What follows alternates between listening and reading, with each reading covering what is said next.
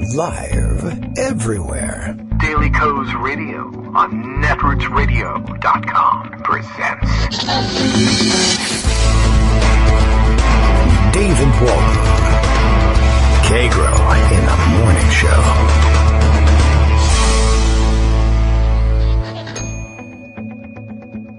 Now, here's David Waldman.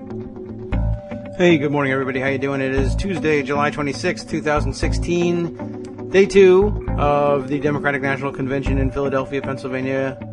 Far, far away from me. I'm actually, I guess I'm 2 train stops down from the convention. If you're only counting sort of Acela stops, I guess Baltimore or Washington, D.C., and then, of course, the long, long drive to Washington, D.C. to catch the train.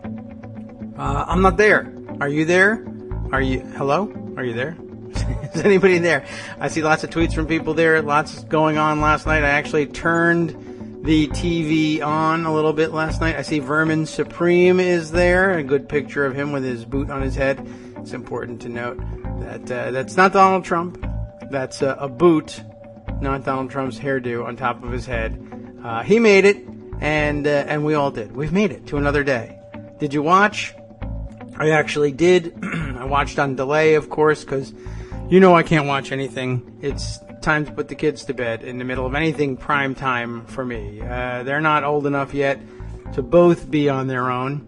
So pretty soon, I guess maybe the 2020 convention, I'll be free to watch, but not sure whether I really will watch it. Anyway, let's see. Storyline of the day, I guess, was that early in the convention hours and just before the convention opened, we had our Bernie Sanders faithful making noise, figuratively, literally, all over Philadelphia. Lots of rallies, a couple of protests, and then, of course, those members who were of the Bernie clan who had been elected as delegates made their way to the floor, and a few of them decided that they would make noise in the form of booing, really, just booing every mention of Hillary Clinton's name and even Tim Kaine's name. And then, as well, they decided to boo everyone who said, well, I think in the end, given a choice between Hillary Clinton and Donald Trump, will vote for Hillary Clinton after all. Boo, boo to you, including, of course, Bernie Sanders, who addressed his faithful early in the day and told them the way it was. This is it. Not going to get the nomination. Hillary Clinton is going to get the nomination. She's a million times better than Donald Trump will ever be. And there's only one thing to do to be effective and save our country in this election, and that's vote for Hillary Clinton. I know you'd rather vote for me, but you can't. It's not going to work that way. Boo. Well, okay. That was expected.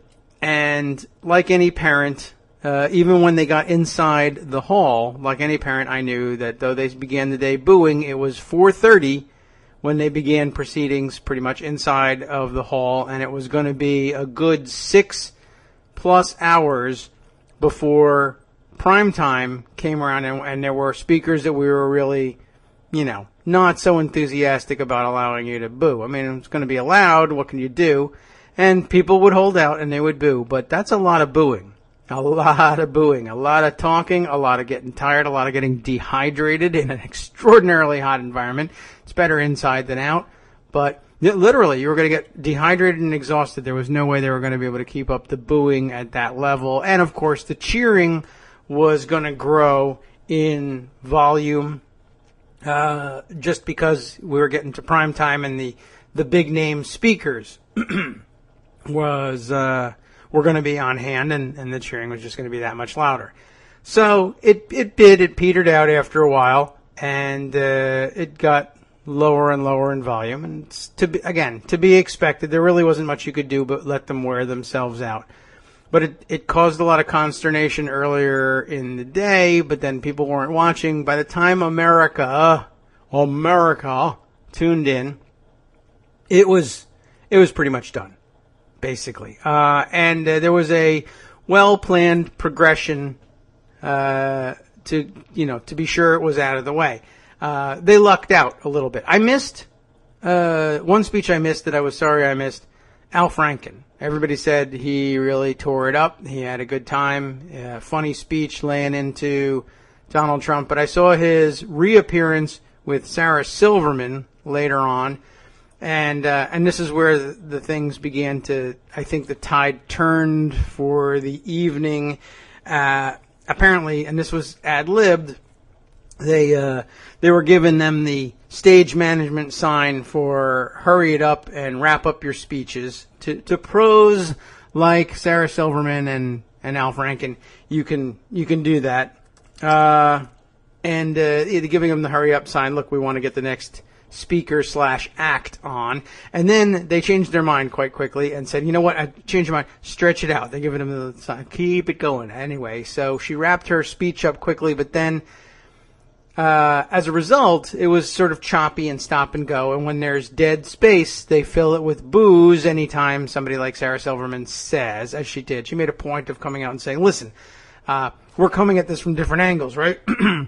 Al Franken put it this way, said, for the last year, I've been hashtag, he's sort of laughing at the Twitter hashtag I'm with her, whereas, on the other hand, Sarah Silverman says, and I've been hashtag feel the burn, and everybody goes crazy, and, that was setting the table, but then she says, but now, I know what to do with life, I'm switching gears, and I will proudly be supporting Hillary Clinton. And then a couple of ooh. But that, anyway, the signal to her to stretch things out gave her the opportunity to say, you know what?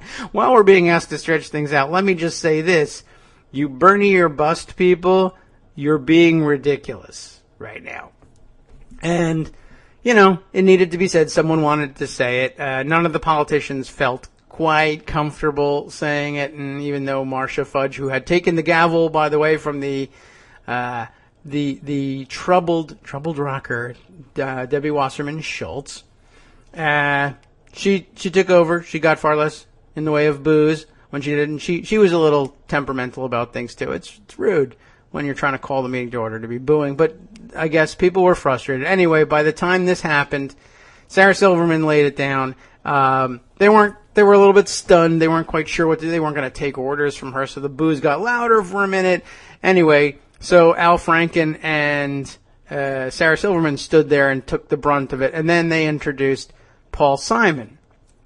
And it's kind of tough to just stand there and boo Paul Simon singing, one of the old Simon and Garfunkel hits. Although lots of people on Twitter were pointing out, boo, this is an Art Garfunkel composition. Boo. I did see one other. There's always one in my, if you're progressive and liberal enough, this is how you can measure. Despite the fact that yesterday a lot of people spent their time telling me I was not progressive, not liberal, because I was not booing properly or something.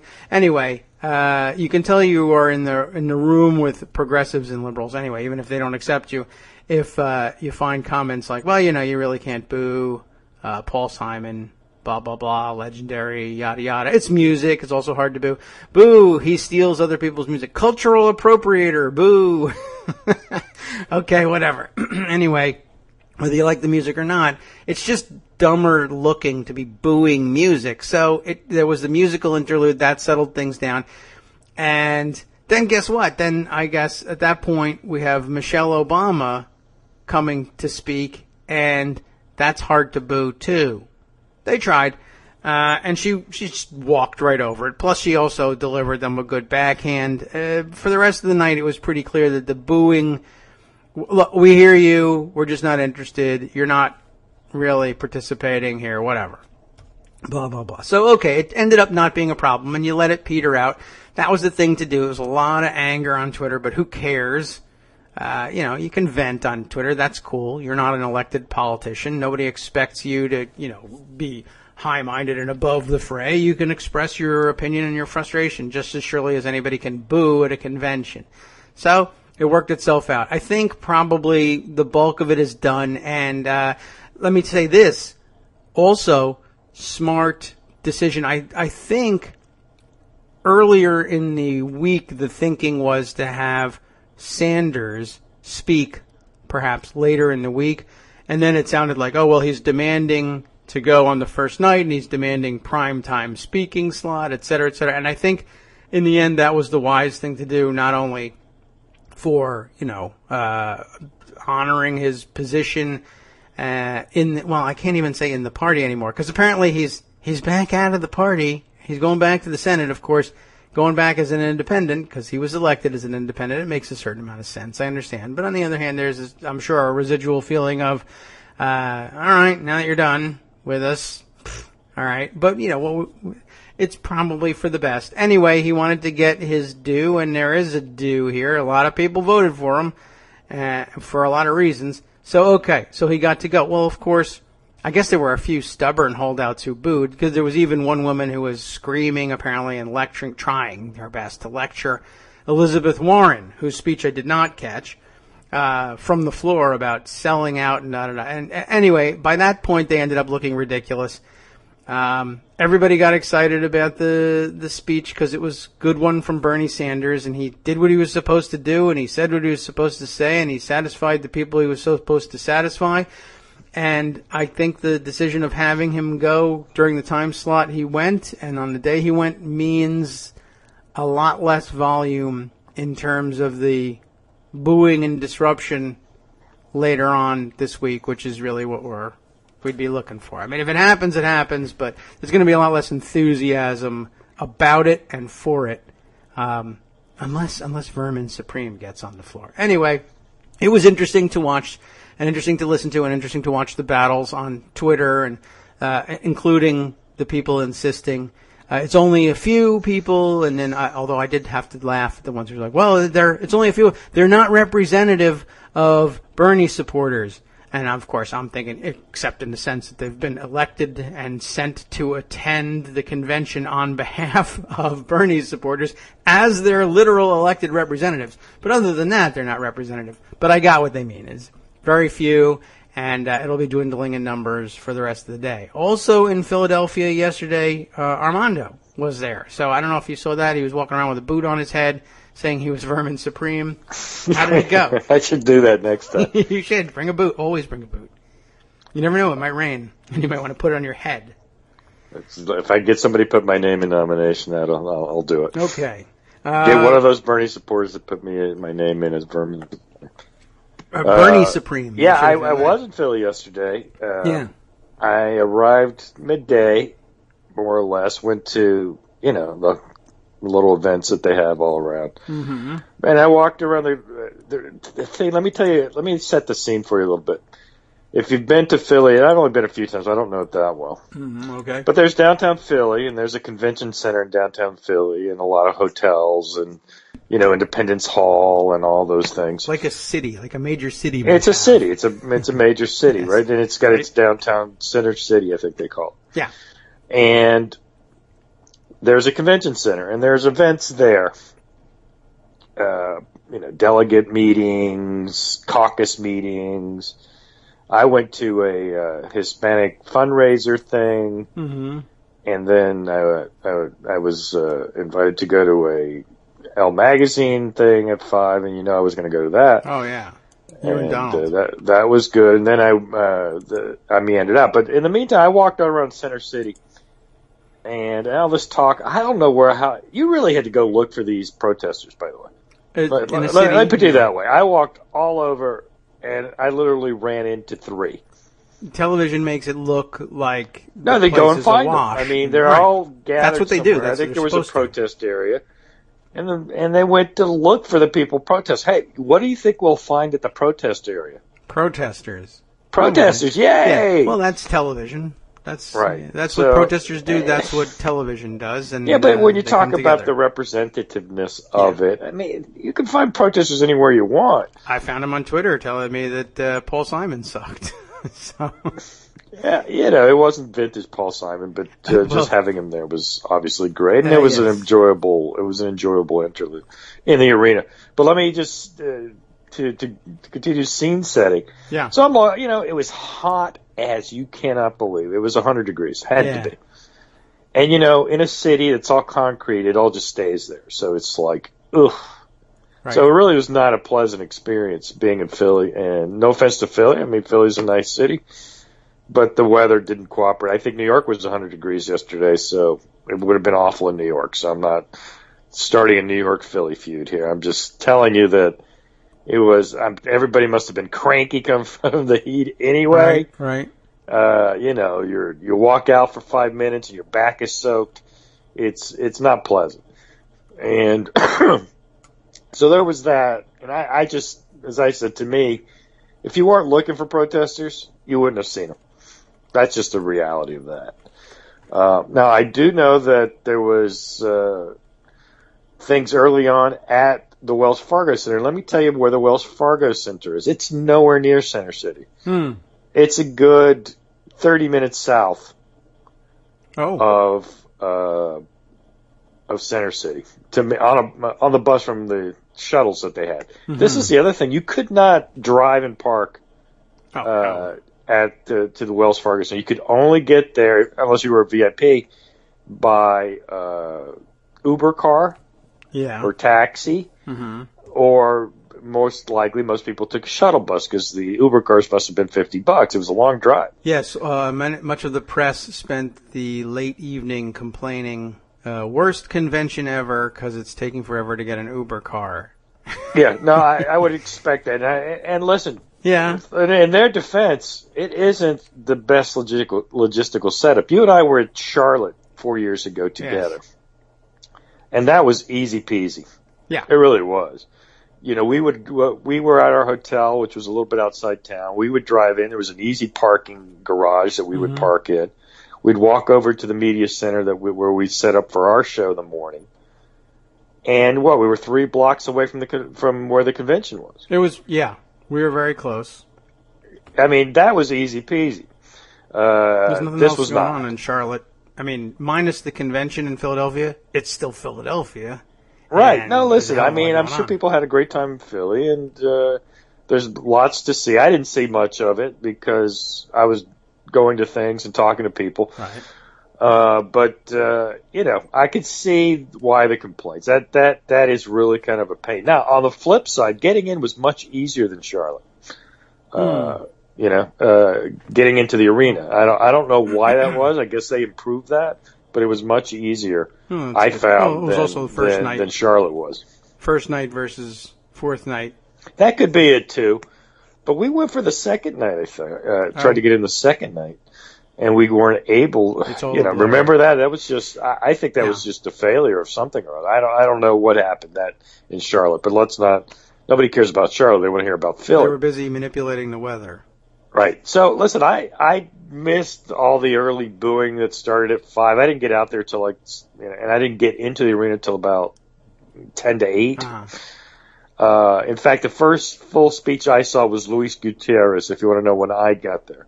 And he gave a good speech, and it's a warm up act, so it's not like everyone's paying attention. But I can say he got his cheers and he gave a good speech. I didn't hear any boos at all. On the floor. And that was one other thing I was saying, because eventually I did start hearing the chants from I guess particularly the California delegation, which was on the far side of me when I went to grab a seat to watch, and I couldn't make out what they were saying. If it was 50 people total, I doubt it was that many. Remember, Bernie had 1,700 delegates? Is that right? It was 1,700 or something like that? 18 plus, but I guess including, various super delegates. I guess. I mean, it's 1,700, 1,800. My point is, you get 10% of that, and you've got 200 people. Yeah. And again, in the arena, I just didn't think much about it. Now, my understanding is they did a lot of chanting during, and I heard some chants, but I couldn't make out what they were saying. Yes, well, basically, it was pretty negative with Elizabeth Warren's speech later. But, Gutierrez didn't get much, and then there was a series of other speakers, Astrid Silva, the immigrant family. I think they actually came just before Luis Gutierrez. And I think I caught the middle of their speech. By the way, David Guggenheim says hi. Oh, okay. I don't know if you remember David from SiriusXM. I've had a chance to chat with him. They were doing great. They were doing their show from there. When I would walk by, it was Mark Thompson's time, and we love Mark Thompson. He's always has a Daily Coast segment on Thursdays. Usually Marcos, but occasionally Joan and others. And he's always. I think Mark's really fun because he really has a show that reflects who he is, just like your show is. And I mean, this show is really driven by how you like to talk about things, and that's why it's so great. But anyway, to get back to so I get there, and there's speeches going. And listen, early speakers. There's the occasional cheer, but it's a little restless. People are waiting for the big acts. I just didn't see that much in the way of protests and chanting. Every once in a while, there would be something, but it just wasn't that big a deal, I didn't think. It's very hard to hear inside there, and it's not even easy to pick it up on television. It was, if you knew that there was chanting or booing going on, you could figure out from the noise level on TV that some of it must be happening. And then what really fed it was people on the floor who were angry about it tweeting that, they're chanting blah, blah, blah over here in the California delegation. And then everyone would go crazy. I guess if they were in the California delegation sitting next to them. Yeah. Actually, I did see one hilarious tweet. Did you see the one with Susan Sarandon? Where the guy was clapping right in her ear? That was so funny. She was shaking her head. And she was so upset. And who wants people clapping in the ear? I can understand her position. But who wants people jeering and heckling at our party convention? Yeah. Susan, it's not so nice. Happens. Right. So that was pretty fun. But again, I'm just giving you my personal experience. Yes. And I walked all around the arena, and I had decent seats, but not unbelievable seats. I wasn't like in some skybox or anything. I was with the people. Everyone was in a very good mood, very friendly. Yeah, I'm not a people person, but I had to be because everyone was so nice. And you just start chatting, and everybody was having a great time. And it was a real mix of people, too. Whites, Latinos, African Americans. It was, to coin a phrase from Dave Dinkins, it was a gorgeous mosaic in the crowd. Yeah. And they don't design those things to be that way in the crowd. Sure, they do it with the speakers and maybe even the delegations, but the crowd, donors get really super duper skybox stuff, but the rest of us are just people who want to come to the convention. And it was an honest to goodness, natural portrait of all the diversity of America, and in that sense, it really does reflect who we are as Democrats. And that's an untold story that you won't see in the media that wants to talk about cheers and chants and jeers. But if you look at who was there, and I wasn't at Cleveland, so I can't compare it, but I have been to Donald Trump rallies, and I can tell you there's no diversity worth mentioning at those rallies. Yes. So it's just a different makeup of a party. So in terms of the convention, I want to hold that thought because there was something that was said last night on MSNBC late in the night that I want to talk about. Between Michael Steele and Howard Feinman. Please remind me of that because I think there's an important point to be made there. But I want to tell you more about the evening. I think it really geared up with Al Franken, the speech that you missed, which was Al Franken just putting his comedian hat back on and really succeeding. He basically did I'm a proud graduate of Trump University. Shtick. Right. And it worked on every level. The lines were really smart and funny. The crowd loved him when he walked out. He's Al Franken. We all love Al Franken. But then he really delivered, and it really took the mood to a higher level. People were then digging in and paying attention. And I would say that after that, I don't know if she was right after, but Eva Longoria came on. Or was it Anastasia? No, Anastasia came before Cory Booker? Yes, I believe so. But after Al Franken, I think. I missed Al Franken, but I saw her. Al Franken was very good. Anastasia was incredibly powerful. Now, Michelle Obama's speech, which you will hear a lot about, and rightly so, it was unbelievable. But I want to take a minute to talk about Anastasia Somoza. who was I think she's a paraplegic. She certainly came out in a wheelchair. I don't know what her complete disabilities are. I think it was cerebral palsy. Cerebral palsy. I thought was mentioned, I know everyone knows her story. I did not know it. I was not familiar with her. TV flashing it up is all. I was so impressed because what I love. Listen, she got out there and it was a chore for her. You could tell it's an effort to speak a full paragraph without pausing, and from her condition. And I was so impressed with her, with the courage of the person who just wouldn't let that disability stop her. I tell you, her words were powerful. Everything was powerful. Her refusal to engage in any bitterness or hate, even towards Donald Trump, was fascinating. You could tell that her main motivation for speaking and being there was her close personal relationship with Hillary, which apparently has been going on for a long time, from when she was a little girl, when Hillary was First Lady. Mm-hmm. And I think if people read and see that speech again, you're not going to remember it like Michelle Obama, but if you do, it really was as powerful a testimony for who Hillary Clinton has been to at least some people.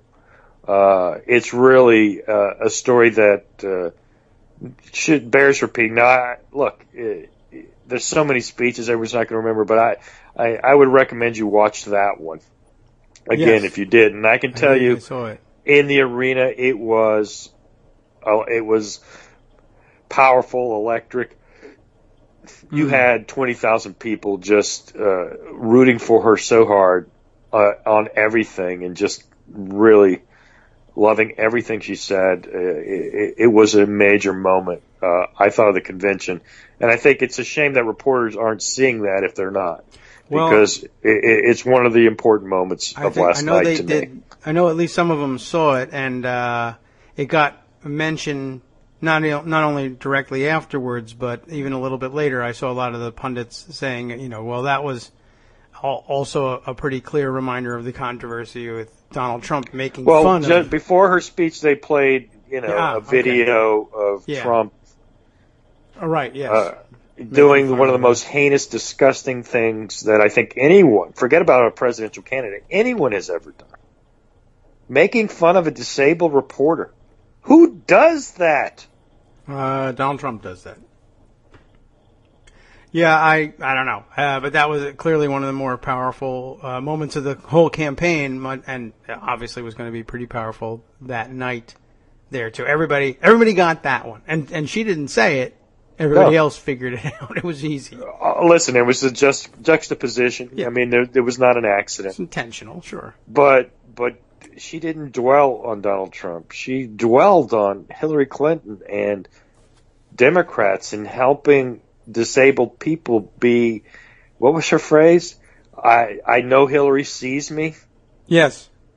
It was, maybe it's the moment and the place, but I thought it was one of the most powerful moments of the night, and I hope it doesn't get lost in the shuffle over the next few days, because it's something to be remembered, a speech to be remembered, in my view. And then, I tell you, the steam just kept growing, because after that, Eva Longoria was fantastic in her speech/introduction of Cory Booker. I don't know if you saw it. She was terrific. Terrific. I heard a lot of commentary. Yeah, I don't know if maybe no Scott Baio, but she was terrific. Yeah, all right. Yeah, and she hit all the points very well. Obviously, she's an actress. She knows how to do public speaking, but it showed. I mean, sometimes you have guys come out there and they're not as good. Right. But she was terrific. And then Cory Booker, I understand the mixed speech reviews. At least it was a little long, lost a little steam in the middle. But I tell you, in the arena, didn't feel that way. And the crescendo ending was so powerful that it just made it a tremendous speech. He made tons of good points. Now, he did shout, but it was fine. It worked, his shouting. Shouting isn't always a bad move. I know that reporters are getting into their whole, the mic works line. I mean, I'm getting sick of hearing that. There's a reason sometimes why you raise your voice. Now, Axelrod's one of the guys who's always saying that, and he's over the top. He was being negative about Booker, and he finally got beaten down by saying everybody loved it. So, well, at the end of the day, the effectiveness of a speech isn't how you feel about it, it's how the group feels about it. Because it's not intended just for you, it's intended for the group. And, sometimes it's hard for us to accept that. We don't like certain things, even if we talked about Donald Trump's speech. Well, did it work? Well, it didn't work for me. It worked for some people, obviously. Does it work as politics? Well, let's see. And that's to be seen if it works in what the real goal is. Remember, at the end of the day, the goal is to win an election, and that's by maximizing your votes and minimizing your opponents. So that's what all these things are driving for. They're not driving for winning the cycle or winning this. Those are just means to an end, which is winning the election. Anyway, Booker came on and did his thing, and Paul Simon was fine. Look, he's saying bridge over troubled water, right? Yeah. After the Frank and Sarah Silverman's skit. Right. Now, the acoustics in the arena actually were bad on my side. I didn't hear any of the banter. They finally fixed it towards the end, and I did hear the big, you Bernie and Busters are being ridiculous line, and that brought the house down. It absolutely brought the house down. I'm sure it really upset the Bernie and Busters, so in terms of reach out, I'm not sure it was that effective. But, at a certain point, enough's enough. Yeah. We can't keep treating you with kid gloves. This is our Democratic Party convention. We're here to work on electing Hillary Clinton and defeating Donald Trump, if you want to look at it one or the other ways. We can't keep humoring you today. So, enough. And in that sense, it expressed a sentiment that was overwhelmingly prevalent. That, eye-rolling, and basically, I got to be honest with you. In terms of helping the movement, I don't see how these people think they've helped their movement yesterday. Well, I don't see it. I think that one of the things that I've always been very critical of people like that I respect, who are part of that movement, DFA and things like that. So you guys need to understand, if you're really serious about building your movement, you have got to convince people of color that what you're saying is the way to go. That's what you need to work on. You'll want to win eventually. You want to win the Democratic Party. You have got to address and respect what other people think too. They do not get that. And to some respects, Bernie didn't get that, to be honest with you. I know everyone's happy with Bernie today. He did great at the end of the speech, at the end of the convention night. But he never got that. And the people that follow him, who are even more immature than Bernie, never get that. And in that sense, I think they hurt themselves, and I don't know why they think that what they did helps anybody. Doesn't help their movement, doesn't help Bernie, that doesn't empower Bernie, that weakens Bernie. It says Bernie doesn't have control over his people. By the way, just as an aside, are you kidding me that these people are delegates?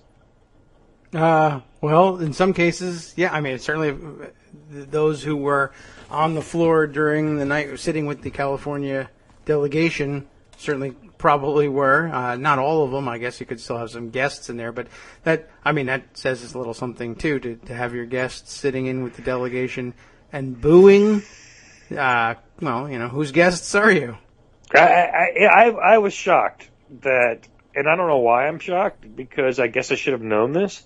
He didn't have actual people, mature adults, enough people. I mean, it's only 1,700 people. He couldn't find 1,700 mature people to serve as delegates. It's a bit of a haphazard process. Again, I think this is bad for the movement. Well, it's an interesting thing. You know who had a good point about it was oh crap, I've already forgotten. But one of the conservative Twitter guys who usually doesn't have anything insightful to say, but always thinks he does. What's his name? Is it Raffini? Maybe that's it. Patrick Raffini? Yeah. But he made a good point, was basically saying what you're seeing here is the result of, I love reforms that go unintentionally wrong under certain circumstances. I mean, it may be for the best in the long run, but he was saying what you're seeing here is the end result of a system in which the candidates and their campaigns vet and select true believers as delegates, rather than the way the old days, the way it used to be. You basically had party regulars who were anywhere from enthusiastic to lukewarm about the candidate they were there to represent, but they were there as members of the Democratic Party conducting Democratic Party business, and that was it. And it wasn't, newcomers who were true believers. Nonsense. In 2008, Hillary had almost the equal number of delegates as Obama. None of that happened. Well, I'm not certain whether the process was the same last time. To me, I tweeted out, and I still feel this way, and today we're all raw unity. I said, one thing that I have to say, the thing that I've seen post-primaries is I don't feel like Bernie could run a two-car train. How could he be president? I don't think he is qualified. Yeah, I'm going to piss everybody off, so much for the unity train. But I do think you can't even control your own delegation. How are you going to be the president? Yeah. Well, there's that. I mean, and there was lots of back and forth about that, and of course, lots of people who are Bernie Sanders supporters who are either participating in some of the protest or sympathizing with it, saying, well, he's not our king. He doesn't control us. We support him, but, we're independent actors out there. That's true. No. You're a delegate. Yeah, for that person. Some of them were. In fact, he is your king at the convention. I don't think they'll agree with that. You weren't elected as you. You were elected as a Sanders delegate. That's true. That they need to keep in mind as when you say, well, they're not representative. Well, they're supposed to be. That's what they're there for. They are representative. I get what they're saying by, 90%. No, I don't get what they're saying at all. It's nonsense. That's not what... You're there to represent Bernie Sanders. Well, yeah. But people who are saying that are Bernie Sanders supporters who are at the convention or are watching the convention and who disapprove of this kind of booing say, well, they don't represent me, except, well, they do. they're supposed to. This is the weakness of the Sanders organization, that you can't have those people there. Vet your people. Make sure you don't have a bunch of insane people in your delegation. It's only 1,700 people. You had 11 million votes. You can't tell me he couldn't have done better with this. But then again, here's what I say. Well, this is a guy who put Cornel West on his platform committee. Yeah, that too. I mean, how embarrassing is that? And I don't mean that because you can agree or disagree with Cornel West. But Cornel West went on the Democratic Platform Committee, and then went and endorsed a third-party candidate. Yeah. Come on. Yeah, that's bad. That's embarrassing. Again, it's embarrassing for Sanders. And I don't say this. Listen, I don't think he ever really thought of him, at least at the beginning, he wasn't really running to be the president. He was running to send a message. Later on, you get excited, you're winning primaries, you're thinking it could happen. Mm-hmm. But it's that he's not somebody who could be president. I don't think. Anyway, we'll never find out. So much for that. Anyway, let's go positive now again. No. Right. Michelle Obama. Boo! Oh, sorry. Yes. She didn't get booed. Yeah, apparently there was a little bit of something. I'm sure there was an attempt, but it to show stopped, they could. And they got shushed. They said, "No, you don't want to be heckling the First Lady of the United States. You want to look like total idiots because the media was all like, "Yay, they're heckling," but even they would have gone for that one. I'm thinking, I don't know whether it was in the script or anything, but that just 2 words where she said, "No, hear me." I think. No, I wonder whether hear me. And was she stomping subtweeted to use that yeah. overused phrase. Sanders supporters, Bernie Sanders himself, in the section where she talked about Hillary's behavior after 2008. Mm-hmm. Yes.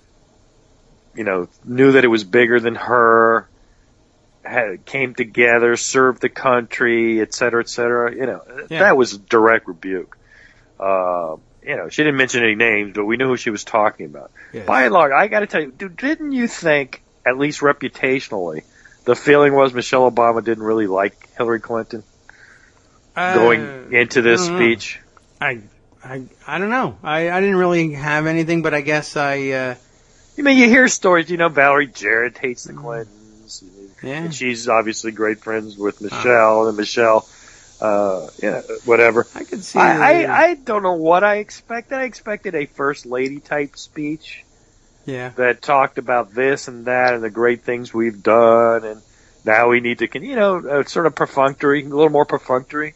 I thought her praise was effusive, and the speech was beautifully woven. There is a passage in particular that's being tweeted out where she talked about the White House being built by slaves and ended with the crescendo of now. All boys and girls know that a woman can be president because of Hillary. Mm-hmm. It was a beautiful passage. It's one of the best. I think it's one of the best things I've heard in a long time. I thought she delivered it beautifully with passion. I think Chris Hayes said something last night about Michelle Obama's speech. Again, let me just take an aside. It was an incredible for the ages speech. So. Just give that as a given. So I'm not even giving you that part of the wow review. It was a wow speech.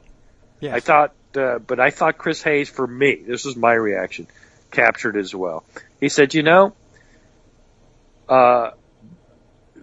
Obama did something that speeches very rarely do for me. And Chris said it, and it captured my feeling.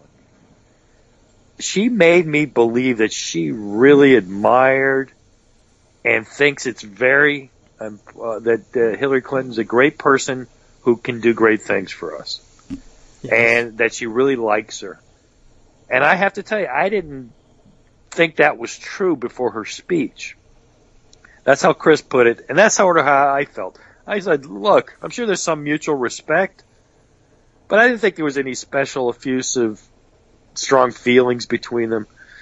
But at this point you got to say somehow, some way in those 4 years, and now 8 years, Hillary proved something to both of the Obamas, because Obama himself has been pretty effusive in his praise of her. And I thought maybe, you respect the other person in the arena, et cetera, and then you work with them so closely for 4 years. You come to respect and really like them. But Michelle Obama probably didn't have as much contact, and certainly not the same type of relationship with her. So she did something, Hillary did, to make the Obamas, frankly, her biggest fans, I would say, after that speech. I mean, I don't think there's anybody that's going to work harder other than Bill. Yeah. Well, she did give a tremendous speech. I guess I had pretty high expectations for her going in just because, No, I thought it would be a good speech. Did you think it would be so effusively pro-Hillary? I don't know. Pro-Hillary, sure, of course. But, a real testimonial. I had no reason to believe that they were, close personally, but I guess I kind of figured that it would be that it was the sort of speech that she would demand for herself. Essentially, she was not. I didn't think she was going to do just your standard first lady thing, because it's been a long time since anybody who is a potential Democratic first lady would be willing to accept that. That's a Republican first lady thing to do. But I felt like she's, well, I mean, this is as strong a first lady figure as there's ever been. As there's ever been, no question. Well, even in a sense, more so even than Hillary, because 20 years later, we expect to want more and accept more from our first lady. So yes, even more so than Hillary Clinton. Yeah. So I mean, I thought it was great, and I thought that it reinforced also the really great point that they made in the ad that everybody liked that came out the other day about what having Donald Trump running for president does to kids. Yes, absolutely. And she made a huge theme out of that. That was an important testimonial. And frankly, when you talk about honest and trustworthy, I think that's one area where Hillary's bona fides are not questioned. And it's a great place to focus on it. And in that sense, it was a tremendous choice. It was a great speech. There's no question about it. And I thought it made the night. I know other people will say, well, Bernie's speech was more important. I don't think so. I think Michelle Obama's speech was more important. But then again, I left before Bernie's speech. So my Philly review will end there. If you watched it on TV, you did more than I did. But let me just talk about Elizabeth Warren a little bit, because I think people are wrong on one level about it. It was an excellent speech. And I tell you, the problem of following Michelle Obama would have stymied anybody. And she started, slow, and the crowd was a little quiet about it. But boy, she just pulled out and did an indictment on. So I think it was a speech that won on substance, talking about issues, talking about where Hillary is and where Trump is on issues. And to me, though, the thing that I admire about that speech was it stuck to its theme of comparison and importance and substance, and it won the crowd over on substance, not on theatrics or anything like that. It was a speech that people listened to and were won over by the words in the speech as much as the person delivering it. Mm-hmm. So I think that's one of those rare occasions where you really have to say the substance of the speech, and I have no doubt that she was the primary author of it. It just was in her voice to me.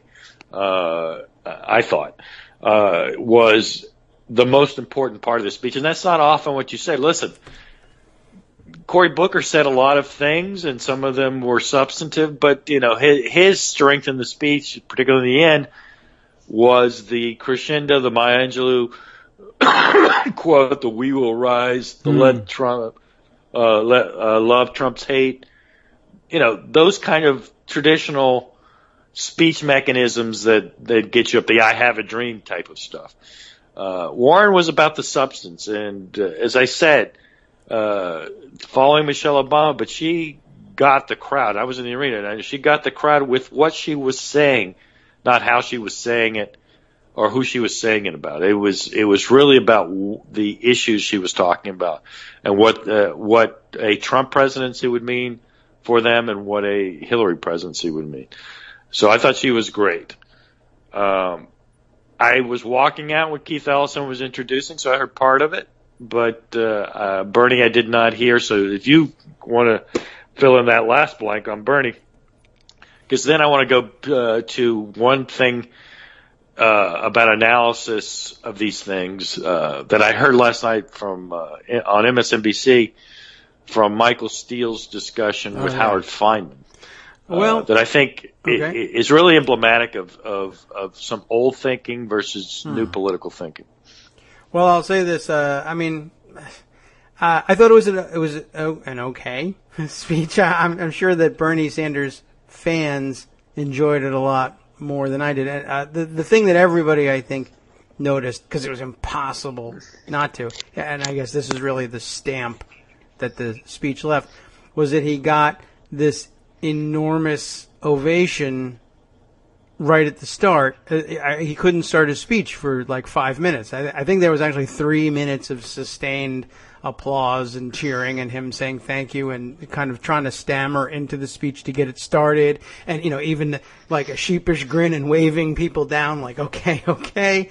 So that was noted by everyone. I remember he did a speech in California where that happened. Yeah, and that was I think the appropriate and hoped for beginning of the speech to close out the night and to get everybody had booed themselves to death at that point, and they were ready to just go. It was perfect. This is the note you go out on, because especially if you know that Bernie Sanders, he's not going to do a Ted Cruz thing. He's going to go out there and say, you're killing yourself if you hold out. You're killing yourself if you sit it out, if you don't do that. You're not only going to lose this election, but you're going to be betraying the movement. The movements move. They have to move ahead. You can't just sit there and reminisce. Wouldn't it be awesome if he was the president? He's not. Yeah, well, good for him. I mean, that's sort of the point I've made about how they've hurt themselves in the last 2 days. When I say it was it was an okay speech. There was a lot of it that I hate. We've heard it all before, right? It was a lot of it was the stump speech, but that's what you need to do. You need to remind everybody. Remember when we loved this so much? This was the reason why you're here. Think about the hundreds of people who were only in the room because of their getting involved because they loved what Bernie was doing, and now here they are at the Democratic National Convention. Years ago, they could never have imagined that, and that's an important thing to remind people of. You thought it was impossible, but you got involved, and you did the work, and guess what? You're at the convention. This is actually how it works. You can do this, and you can do it again, and you can do it again next time, too.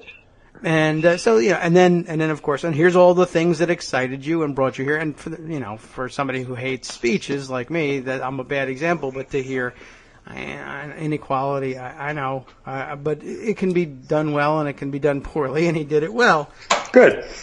I mean, again, I didn't stay, but I think I know what the speech was, and I've heard excerpts of it.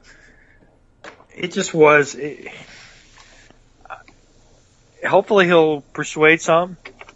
I'm over that. There's only so much we can do to worry about. He's still working this morning. Apparently, he's dropping in at various delegation breakfasts, and where necessary, as I guess it was in the California delegation. Although I would not be surprised if he was repeating it with every delegation on which he drops in today. He's saying to them, the quote from the California breakfast was, "It's easy to boo. It's harder to look your kids in the face if Trump is president." Yes. Well, that's a great line. He's making the rounds this morning. He's right. Still working. I would give him a plane and let him fly around and speak to these people for the next 3 months. Yeah. I mean, listen, it might get you a point. A point could decide the election. It's worth the investment. Put him on the trail, give him his plane.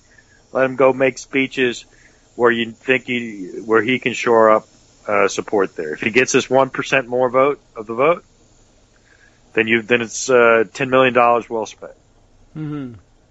Yeah, well, we'll see whether that's something he wants to do. I mean, that's what I would do if I ran the Clinton campaign. Can be begged to do. I'd give him $10 million. Now go work. I mean, I don't know if that's. I picked a number out of hat. Maybe it's only $5 million, but you take it and you give it. And if you get 1 point out of that, it's huge. I mean, I could spend $10 million in ads, and I don't know I'm going to get a point out of it. Yeah. Well, I'll take any point we can get, and Bernie will give it to us. Any point he can give. If he thinks that'll absolutely. He wants to go work. Put him to work. Nothing happening in the Senate at this point, so. Well, there's nothing happening anywhere except on the campaign trail. Yeah. So put him to work. I know I laughed about the demand for a plane in the memo thing, but I would put him on a plane and fly him everywhere. Fly him to Michigan. Fly him to Wisconsin. Fly him to those parts of Pennsylvania where he's going to have appeal. He's willing to go to work. Put him to work. Yeah. Now, listen, there's one other thing that I want to talk about, which I've mentioned now a couple times on the episode, which is this discussion between Michael Steele and Howard Feynman on Chris Matthews' show. I found it fascinating. Michael Steele's thesis was that the convention night for the Democrats was off because it's preaching a message of unity and togetherness, and that's not where the country is. Trump is preaching division, but that's what his people want. And he points specifically to white people who want division. We don't want you in America. And he said that's where the country is, he said, Michael Steele. And Howard Feynman, being Howard Feynman, nodding his head along. And I stopped I said, you're telling me you're on national TV and your big storyline of what's wrong with what the Democratic message is that we want a unified country. And Trump's winning message is we want a divided country. Yeah, you guys are so out of touch. You don't understand that we want to fracture and destroy the country. Come on. That's what America wants, man. Give the people. Well, you know what's interesting? I mean, I've heard it. Yeah. I think that's in essence what Trump is doing, and I think that's their strategy. I've never seen anybody call that a virtue. Yeah, I mean, I don't know. It's the latest surprise. I would love to get that back up. I hope somebody has it on tape somewhere, because I actually think it's I think if I had a speech today, I would cite that line from Michael Steele and Howard Feynman. I would call them out and say, "You're right, Howard Feynman. You're right, Michael Steele. We Democrats believe that we can be stronger together. You are right that Donald Trump wants to divide us. You are right that is his message. And we will go to the American people with our message that we are stronger together. And we will put that up against Donald Trump's message that divided we stand. That is something we will take in good conscience, take to the country, and let them decide." That's what I'm no political strategist, but I'd love those words coming out of these so-called neutral reporters. Oh, Michael Steele's not neutral, but in fact, he's a Republican, which makes it even more authentic. That's the one thing I did. Number two that I would say is, the reality is we are a divided country, and we are divided on racial lines.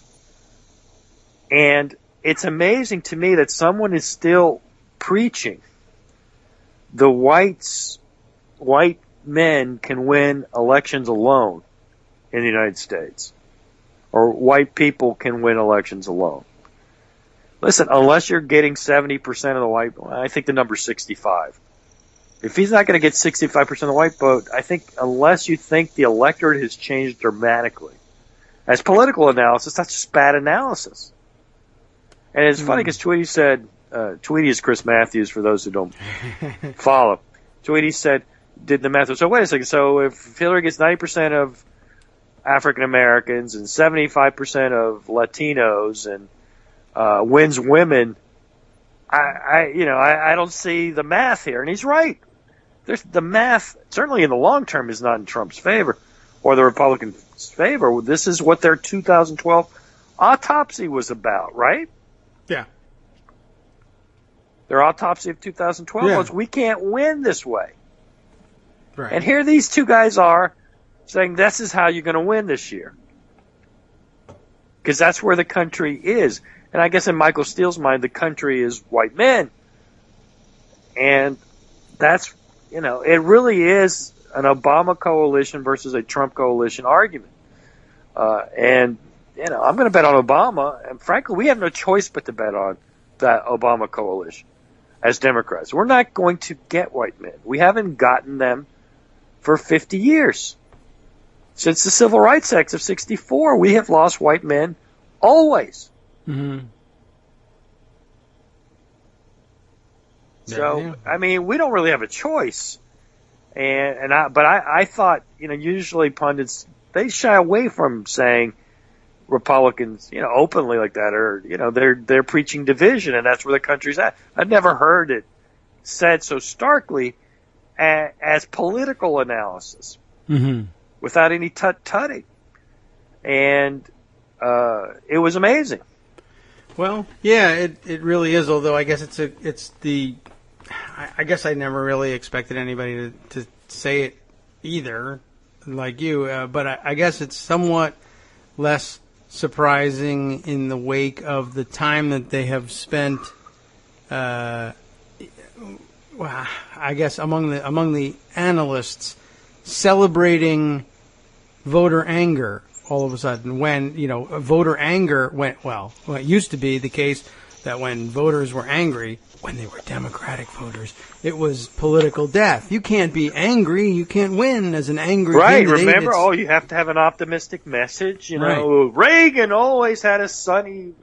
You have to be a happy warrior and all this nonsense. Yeah, and which especially was not true then either. And, it depends on who's angry, and do you have a majority of people to vote for the anger? Right. Democrats were not permitted to be angry, and then it really slid into racial code in 2008. Ooh, angry. You know how it is with those angry black people. Right. Exactly. Remember, Obama can't be angry because, and then we understood, and they were right to an extent, right? Okay, well, first time out of the gate, you don't want to play into any kind of weird stereotypes, but guess what? They're not going to dump the stereotype. Oh, well, he actually seems pretty reasonable about. Maybe I've been unreasonable in thinking about angry black men. No, that's never going to happen. So, but it was a real thing that people talked about all the time among the pundit class. You can't be angry, and ooh, that was a little close to the line in terms of anger. And I mean, that's the only thing that kept the ridiculous rumor of the Whitey tape alive. Well, of course, eventually it'll come out that she's just an angry black lady. Well, but that was like, oh my God, that would be political death. And then immediately following it, gigantic cross-platform, cross-network celebration of white anger when the Tea Party exploded. Literally, a nut on the financial channel goes berserk with anger, and they're like, "This is a thing. This is a movement. This is a message right here." Yeah, and I know what you're talking about, and I wonder if people remember the message. They were mad that somebody's mortgage might not get stolen, or what? Yeah, I mean, the people might get help with their mortgage after they'd been cheated. How dare you? I pay my bills. Of course, now we've found out years later, finally figured everything out. Yeah, everybody even people who were paying their mortgage were getting foreclosed on. It was a nonsense complaint to start with, and then it was almost immediately belied by watching everybody else. Oh, where's my bailout? I don't know. Are you a corporation? In which case, they're people. Here's a bailout for those people. The rest of you can go drop dead, and then all of a sudden it sort of morphed into, also we don't want anyone to survive illness, roar, and then after that, then we don't want any Supreme Court vacancies filled ever. Okay, this nebulous thing that just, whatever, man. Justice reminds me that the big rant was, they're going to bail out your neighbor who put an extra bathroom in, and he wants you to pay for it in his house, which you're doing anyway, by the way. But never mind that. Yeah, but the celebration of anger, once it was white Republican anger. Oh, but P.S. It's not white Republican anger. It's white anger, to be sure, but it's not about race. It's about finance, and it's not about partisanship, because these aren't Republicans. Why, these Tea Party folks come from all over the political spectrum. In fact, both sides. Whatever, blah blah. P.S. That was nonsense, and everybody knew that Tea Party activists were Republican activists. Shouldn't take any decoding.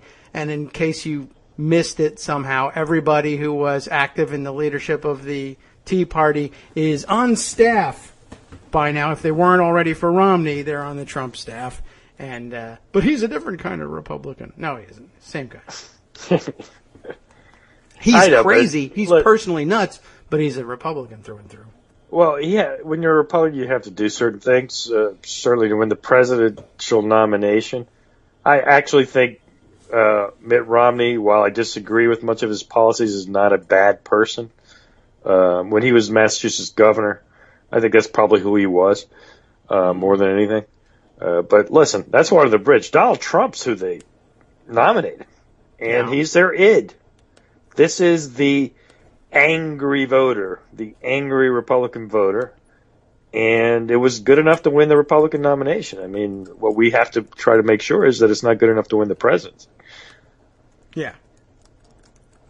So, anyway, that was my review of what I saw and heard at the Democratic Convention Day 1. My story was a little less protester-centric than what you probably saw on TV That's yesterday. important to note, because the reality of experiencing it live is different, although I guess It certainly was different for me. I just didn't really experience that at all. I mean, as I said, a little bit of, a little chance here and there, but by and large, it just didn't seem to me to be what was central to what happened last night. But I don't know that the media has any other way of doing it. And in some ways, maybe we made too much of the whole Ted Cruz moment. Maybe that wasn't what was central to the Republican convention either. You know what I mean? They do like conflict, and we liked it when they liked it conflict in the Republican side. So maybe they're just doing more of the same. I'd have to think about it a little bit on that. But I guess the real difference though is on the stage. And again, I think Ted Cruz was courageous and right for his own sake, for his own beliefs, to not endorse Trump. And it is what it is in that sense. Yeah. Well, it was an interesting night for us, and I guess it gives you an opportunity to look back and question whether did we experience the same thing that delegates on the floor at the convention experienced with Ted Cruz, although there were far fewer of them. Certainly, as that was also noted consistently across the networks, how full the arena was even early on for the Democrats versus how empty it remained even at the end of the night for Republicans. Although I guess the Republicans actually have far fewer delegates, but there's also ancillary crowd that you can fill the arena with, and they just didn't.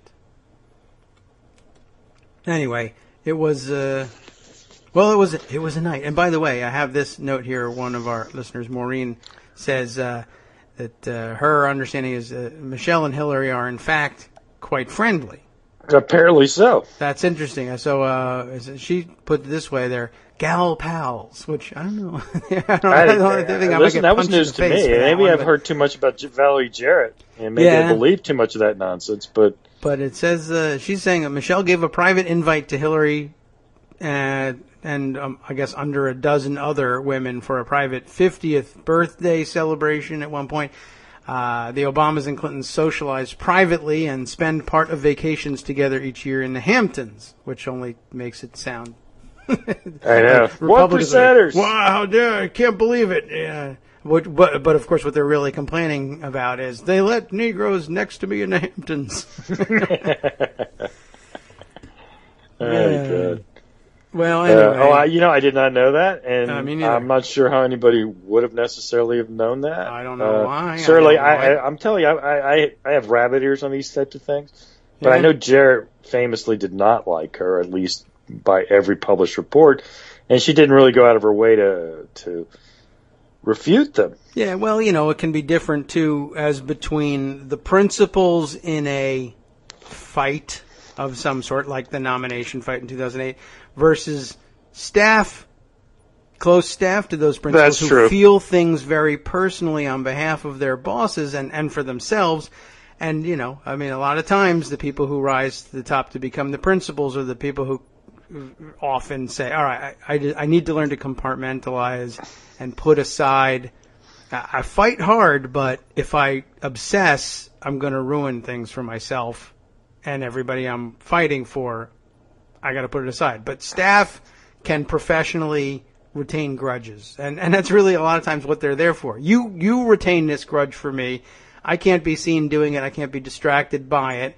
If there's an opportune moment to remind me of it, I may simply say, let bygones be bygones. But if not, I'll count on you. You put this in the files, but I got to work. And that's their job. Retain, to keep notes. So sometimes it's different. Keep the notes. But anyway, tonight, there's one thing I'm worried about tonight. Yes. Boo. Bill Clinton's got to keep his cool. He's going to get heckled. It's going to happen. Yeah. He's going to get booed. Okay. Well, yeah, maybe for other reasons even, too. I mean, it might not necessarily be Sanders. It might be Sanders people, but it might not be because Bernie booing, but, some people who have long memories, or some people who are even new to the game who say, there are things you did when you were president which you couldn't get away with today, and we'll remind you of that so that you don't try to get away with them now, or that your wife does, policy-wise. Never mind the rest. Right. Look, I see. True. You may have seen this, Aaron. I see that our old colleague Dana Houle wrote a piece. Yes. That in the New Republic, which is shocking that it needs saying, and I do just want to go over the point one last time. I am pleased we've gone over it 80 may times. have been paid to say it. So right. I mean, not like here, $10, say this, but rather that good, it should get published. And I hope they pay, because why not? They'll pay them. No, absolutely. And Dana's a very good writer. He's very sharp mind, knows politics inside and out. His title is "No, the DNC didn't rig the primary in favor of Hillary."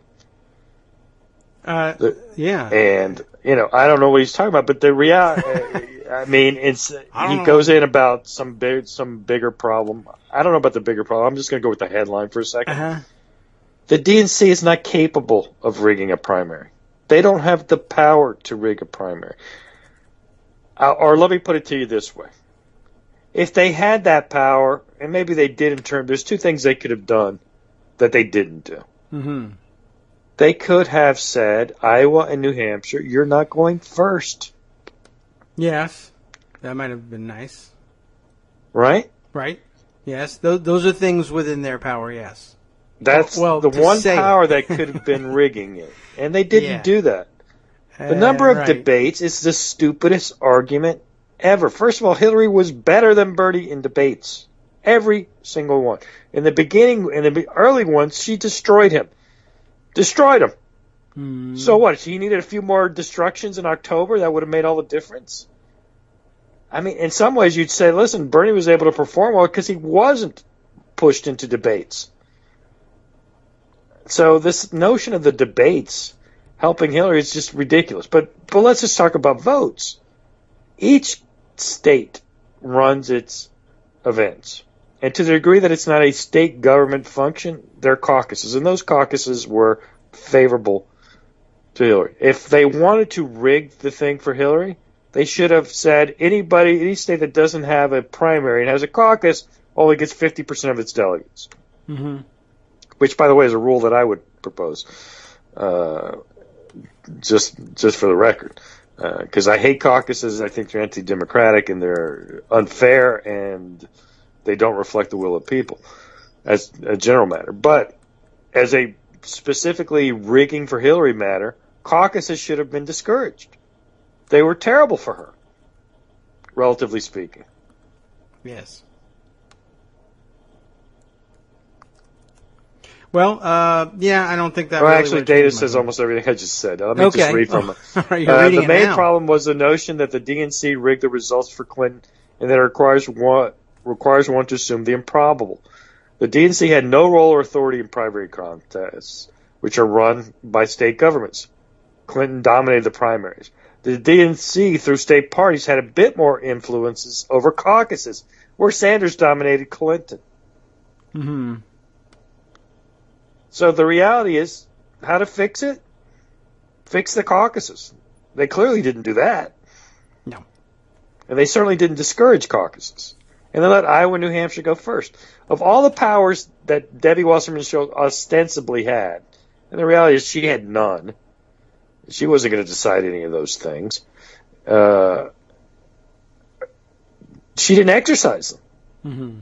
It's the most absurd nonsense of all time. That's when, we've been hearing about these stupid emails from, 5 or 6 people at the DNC who, after being accused of corruption, got a little hit testy. Listen, I'm human. They shouldn't have done it because you know what? The umpires get yelled at all the time. Yeah. And that's your role, and you just got to sit and take it. Pretty much. But I think the problem was, and I said this to you yesterday, Debbie Wasserman Schultz saw the DNC gig as a let's make Debbie Wasserman Schultz a big deal operation, as opposed to let's make the Democratic Party better or win more seats. Her attitude was absolutely wrong. She never should have been DNC chair. And good riddance on that front. By the way, she's going to win her primary by like 30 points.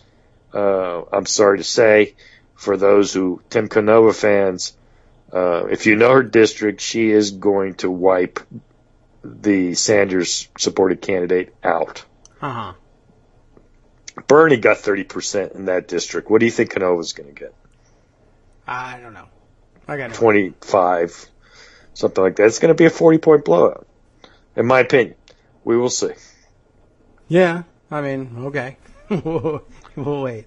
Right. There's another guy who's in the news this morning. Alan Grayson. Reporting on decades of physical abuse of his wife. Yeah. He needs to drop out now. That's not going to help anybody. It's not going to help anybody, and frankly, I would hope, in that sense, Bernie tells him, listen, dude, you got to go.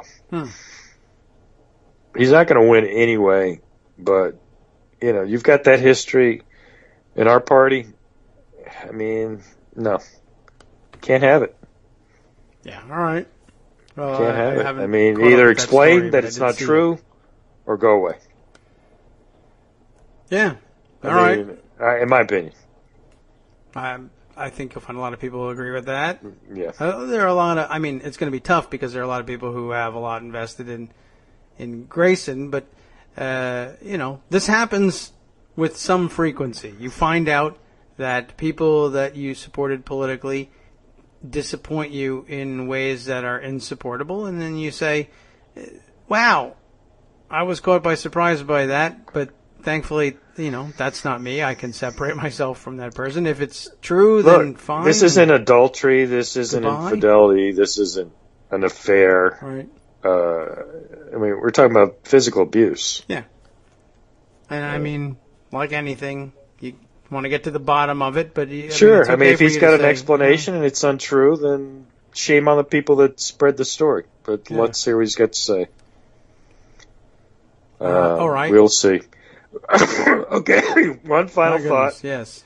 And I'll turn over your last 30 minutes for your show. I saw another online panel poll came out that showed no bump for Trump out of his convention. This time it was the NBC Survey Monkey online that tracks with the YouGov online poll, and I believe there was another online poll that's basically showing the same results. Mm-hmm. And this isn't surprising to me. And it's one of the reasons I'm a little skeptical of online polls. You have the same panel, same self-selected panel. You've decided to break it up in partisan divisions, and you're taking their votes. These are people who are motivated anyway to take part in an online panel. So you're already, this whole notion of enthusiasm gaps won't ever show there.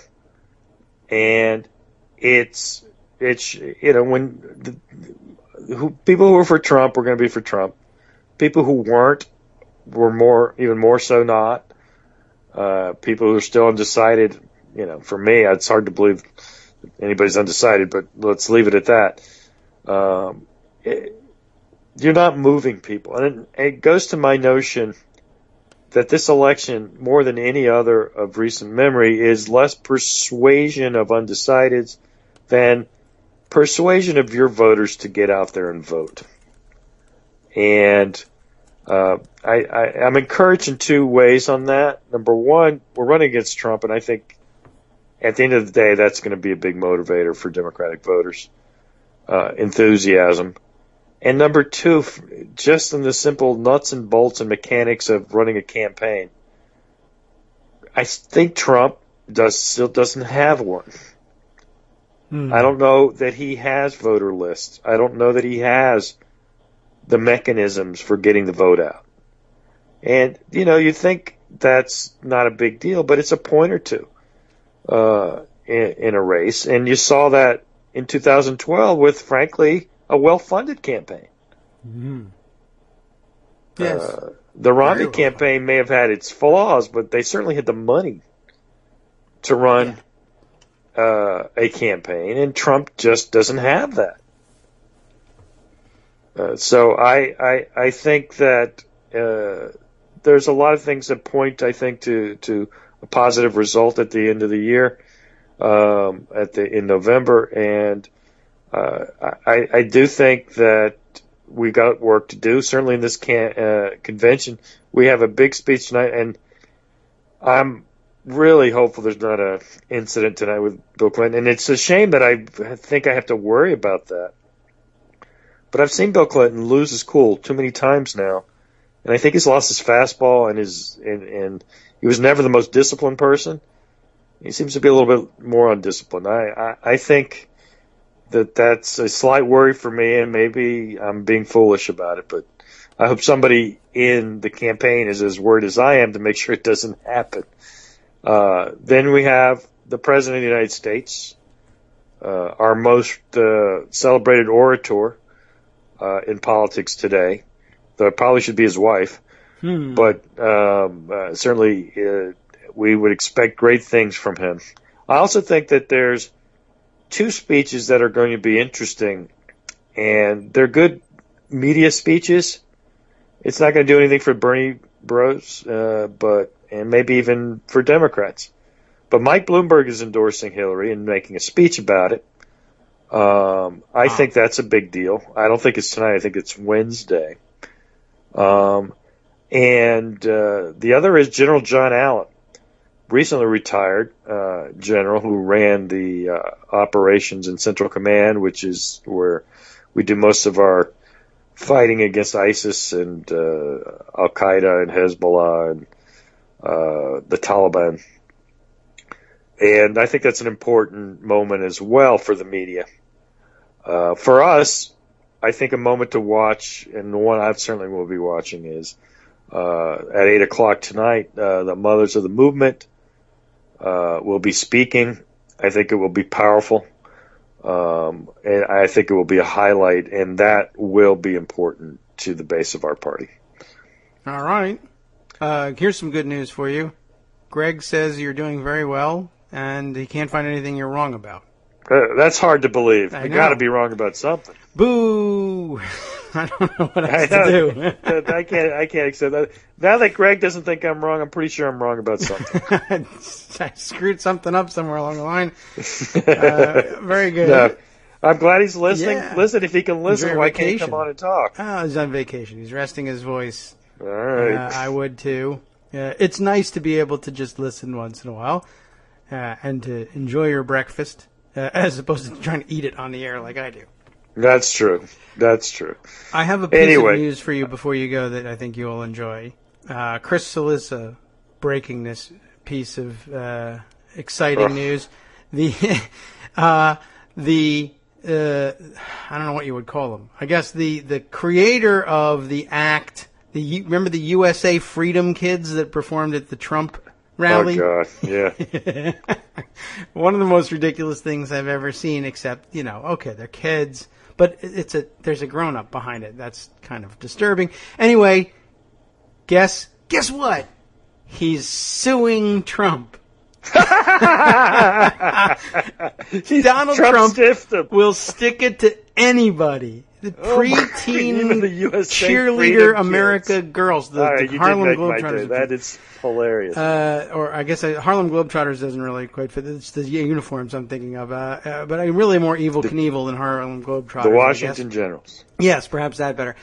That might sum it up. No, anyway, it was USA stuff, so probably Evel Knievel. USA Freedom Kids. I mean, it's a small scale thing, but essentially, they had a bargain and Trump screwed them. I don't know whether they got the payment that I think they were looking for payment, right? The quick details of the thing are down here at the bottom. They asked for a $2,500 payment for the second performance. They had 2 performances in Florida to do. The first one didn't work out. The second one he asked for $2,500. Remember, the thing went viral for terrible reasons, but okay. Viral is viral, and Trump. $2,500? Is that what we're talking? Did you just say $2,500? $2,500 is what they were asked. Now, check this out. The campaign makes a counter offer to $2,500 for the billionaire. The kids are coming. They're going to do their cheerleader thing. It's going to go viral. Maybe you didn't know that at the time. $2,500, and the billionaire says, "I'll tell you what I'm going to do.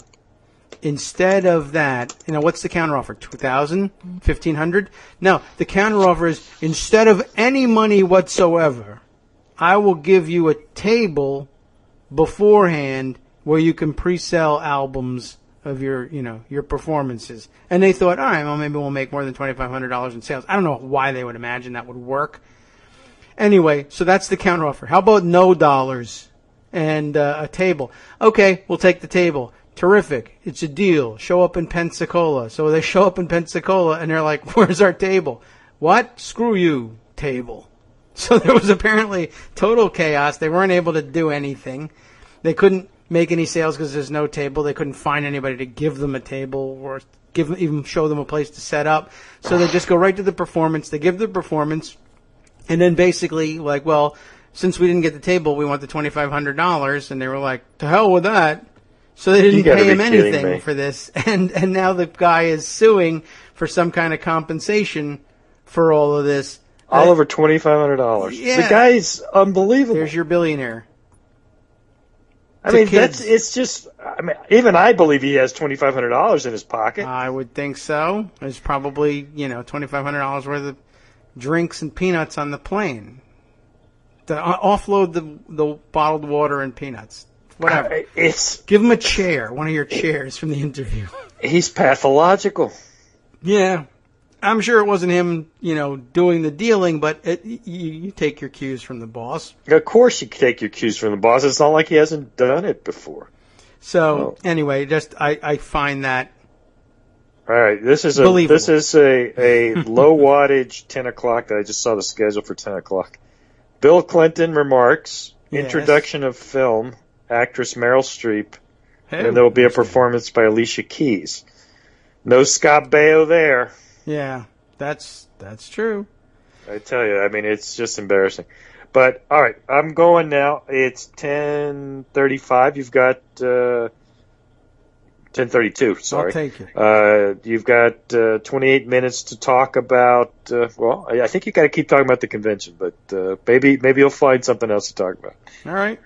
All right, man. Have a great one. Thank you. You do the Bye-bye. same. Take care. All right, so let's see. It's sounds like we're doing a good job, right? Greg says you weren't wrong about anything. Pitt Cabe, Pittsburgh, Pitt Cabe, C-A-B-E, who is the one of the 2 people who was simultaneously in Charlottesville with me over the weekend, though I didn't manage to find him. We went different directions after we passed one another without knowing each other at that point. Anyway, he says we're doing a good job. Also, good show. Greg says he should go on vacation more often, and he says we all should. I should go back down to Charlottesville. That's Niagara Falls is next for me vacation-wise. So I mentioned that's coming in mid-August. That'll probably mean some mid-August reruns. It'll be all right. We're all in the August doldrums. Maybe we'll all be on vacation. And I got lots of nice suggestions about things to do in the area. Let's see. Other fun things that we might wrap up with on the show. I am pretty amazed by this USA Freedom Kids thing. So let's see if there's any other details to mine from this thing. Apparently the guy is suing, as he says, I'm doing this. What's his name? I might as well give his name out here. I don't know what you're going to do with it, but here, his name is Jeff Popick. Popick. He's the father of the smallest freedom kid and author of Freedom's Call, the song performed at the Trump rally. I would never in a million years claim authorship of that, but these guys, well, they're into what they do. So, anyway, he says, I'm doing this because I think they have to do the right thing. Well, they don't and they won't, but it's nice to remind everyone. It's a good story. I'm glad you filed the suit. If this means having to go through the court system to enforce them doing the right thing, then that's what I have to do. I'm not looking to do battle with the Trump campaign, but I have to show my girls that this is the right thing to do, or that this is the right thing. Popick is quick to explain that the agreement was never written down. That's going to make things difficult, but instead involves a series of promises from various agents of the Trump campaign, which he says were then broken. They'll just say, no, they weren't. We didn't make them. It's not going to really go anywhere, but it's a symbolic suit, I guess. And I'm glad to know the story. Anyway, so let's see. Anything else besides this one? Trump made the sudden decision to skip the January Fox News debate and instead hold an event for veterans. A representative of the campaign called Popick to see if the Freedom Kids might perform. The call came the day before the event, which was being held in Des Moines at 6:30 p.m. with the promise that the exposure from the event would be huge. Popick readily agreed. The kids and their parents packed up for a direct flight to Chicago and a long drive to Iowa. It wasn't to be. When the plane landed, Popick had a message from the campaign staffer indicating that there was a change of plan. The campaign invited the performers to attend the rally, which they did in their outfits. Interesting. The campaign asked Popick not to talk to the media, he says, but then gave them seats within arm's length of the press. They were just constantly coming over wanting pictures. Popick said to the press they wanted to take pictures, wanted to ask questions, and I had to be a real jerk. The cost of the flights, the rental car, and hotel were all absorbed by Popick. After that, he kept reaching out again and again and again and again, as it is said here, without luck. He was passed around between staffers. Calls went unreturned, even after calls were promised. Emails Popick sent to the campaign, which he shared with the Post, detailed the interaction between himself and the campaign and his ultimate request. We are now asking and demanding, and that in all capitals, demanding for, dang, that syntax, for what has been promised to us and is now long overdue and has been rightly earned by us. That is, a performance at the convention. An email dated July 9th reads, or be made whole, to be made whole, is what it should say. An email to the campaign requesting their understanding of the agreement was not returned by our deadline, not in Washington Post, of course. These are guys that insist they're straight shooters, Popick said. You may not like what they're going to say, but we mean what we say and we say what we mean, and they just would not say anything of substance. I've invested a lot of time, effort, money, he continued, and it's just been complete silence. It's worth noting that Popick's story mirrors analysis of Trump's record in working with small business owners, some of whom allege that the Republican nominee failed to live up to financial and other commitments he'd made to them. I was certainly going to make that point if Solitza did not. Popick has consulted with an attorney who thinks he has a case. We are owed compensation, or, as the agreement is, a performance. That's what the agreement was, he said, in lieu of compensation, in lieu of monetary compensation, that we would have this performance. It was largely a verbal contract, but a contract nonetheless, and on two different occasions. He expects to file the lawsuit within a few weeks. Popick came into the relationship as a Trump fan. I grew up in New York, where he was sort of a celebrity before he was a celebrity. Popick said, I admired what he was able to accomplish. I don't know why you would, but I read all of his books, and I don't know why you would do that either. At this point, back probably decades, I was a fan before he was a candidate. He's not certain, though, if he's still a fan. At this point, my position is that I have no position, really. Why don't you just say he's a dick and I don't like him? What he's done to my group or what he's not done for my group doesn't necessarily make him the best candidate. It doesn't make him the worst candidate. I still have to mull that over. he still might be the best candidate for president of the United States or not. Well, thanks for clearing that one up. What I've learned, Popek added, is that I'm not qualified to be a political commentator. I have to say you got that one right. If you're curious, the album will be out in early September. Freedom's Call, which included the line, President Donald Trump knows how to make America great, will not be on it. It's very petty, but it's very true. And why not? What the hell else is he going to do? It's petty to us, but it's his whole world. All right. They're really, he's ridiculous. And so, why not follow that up with more interesting stories about what a complete dick he is, and how he got rich by not paying people what they were due and stayed rich, if that's really rich. I mean, he holds on to his money tight-fisted. He doesn't pay people. He develops all of the... Back when he was a real estate developer, he would develop all these things but do it with contracting, and then say, to hell with you, I'm not paying you. We all know the story. But there are some new ones or more detailed ones that have come to light, and we might as well take a quick look down our pocket compilation of those things. There's an awful lot. And maybe it's good to lay off the Putin and Russian hacking things for a few days until things settle down. It's always going to be a big question mark reporting on that one because it's so easy. It's espionage and conspiracies and cloak and dagger is so easy to make it look ridiculous, even if you're right to point these things out and you're correct in doing it. It's very easy to say, oh yeah, sure, the Russians, they're behind everything, and make everybody snort and laugh and then forget what could be an enormously important story, or just as easily could be made up crap. I don't really know. I'm not sure what to do. I'm going to have to wait for some shakeout on that one. Let's see. I mentioned to you definitely yesterday the Ivanka shop the look tweet. I wanted to just reiterate how ridiculous that was. It's definitely one of those things that falls in a gray area because there's just nothing controlling this because nobody ever thought this was going to happen. So I have to imagine that there's nothing, illegal about what she did. It's just a weird, in a way, very clever exploit of what went on, right? That she knew that she was going to be on every major network plus all the other affiliate networks, MSNBC, and of course on C-SPAN, and I don't think it's going to make that much impact on C-SPAN. But basically she wanted to add QVC to the lineup here. And she said, I'm going to get all this exposure and I'll just tweet out, shop the look. You too can look, poised and well-dressed like Ivanka Trump for just X dollars.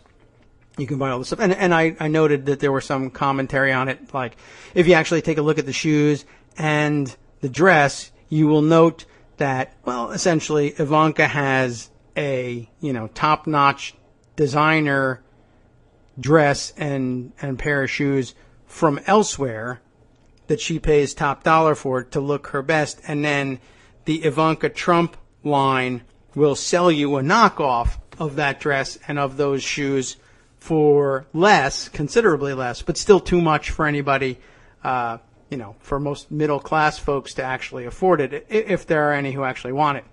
She occupies this very weird niche with her clothing line. A designer dress that's fabulous and several $1,000s and it's out of reach for most of America can be brought within reach, but for a price that doesn't make anybody say, oh yeah, I'm definitely going to go get that. I guess if you think, oh, it looks an awful lot like it, or if you're fooled, you think it's the identical dress, and you can buy it. I know that, I don't know what the dress prices are, but I know that shoes, for instance, because there's a story here in this too, but I'll get to that one. The first most interesting thing to me was just basically that she said, by virtue of the fact that my dad is, for a while, was just a candidate and now is the nominee, I'm guaranteed certain benefits. When I go on TV at the convention, I'm going to be on every station. And it takes a special talent, really, to recognize this and to say, I can exploit this in a way that is really close to what ought to be a line but isn't the line, because, like, do you think the founders were saying, well, we really need to make sure that people don't utilize internet modalities to create a home shopping craze for what they wear at a convention, which would be televised around the world on all networks? Clearly that was not within their contemplation, or even within the FEC's contemplation, really. So, she wore a dress. So people might want the dress. And people might want it independently of her prompting them to want it, or even letting them know that it was available. But it's a very weird co-opting of things that feel like public resources, even though they're really not, right? I mean, you're only on all the networks, and you only got that exposure because this political thing that we give to people who pretend to be serious candidates and win the nomination, and that you would use it in such a clownish way is a little disturbing. But we don't have a law against it just yet. But I don't know, maybe we ought to. Anyway, let's see. We have that. And that I first saw, I don't even know where. It was just being tweeted around, I think. But it leads me to this other story, which I picked up on first from Crooks and Liars. We're all fans of Crooks and Liars. Did I also, I think it leads to a couple other articles that are also of interest. But let me read you we'll see if we can fit this one in here. The Crooks and Liars piece here. Sarah P. is our writer there. You know how we do things online. The entire Trump family, the headline reads, appears to be grifters. Now Ivanka being sued for design theft. So this is a one-off from the fact that she appears to be a grifter by using the exposure we afford to political candidates to instead sell items in her line of clothing. Now we get to the question of what is her line of clothing anyway. You'll recall the other night there was an issue with Melania Trump being accused directly or indirectly of stealing intellectual property by lifting passages of Michelle Obama's speech. And then we learned that there was a full gal in the Trump organization, the corporate side, who should have had nothing whatsoever to do with what was going on in the campaign, but nonetheless did, and was willing to take the fall for the plagiarism accusation. And then we didn't really think that maybe she wasn't even a real person, which by itself is a story. The fact that there's a major party candidate who can say about anything that so-and-so is responsible, and the first reaction of the major media and amateur observers like myself is that a real person, or are you making them up like John Miller, John Barron, and so many others? Turns out, I guess, that there's some record of her being a real person. I'm willing to admit she may be real. I just don't think she did the things she did, and that maybe her story is a little bit different than she claims it is. She joined Twitter to yell at me. I shared that with you yesterday morning. Anyway, so it turns out that that's not the only lifting of intellectual property going on. But which you knew anyway. I guess I should also at this point note what has become Republican tradition.